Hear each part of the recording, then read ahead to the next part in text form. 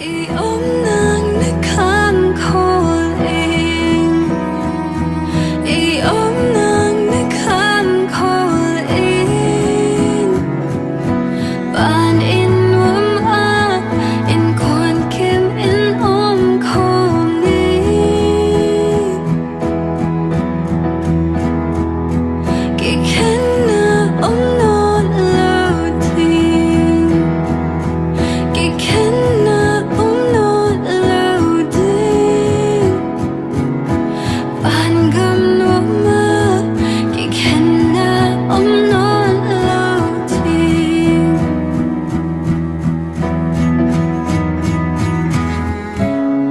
Nương tác na asop na si na hi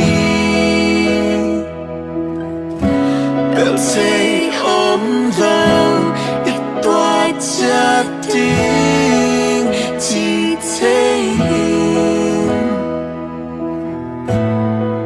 ai ha khi khen hu tung bay lo xa đi hong y thôi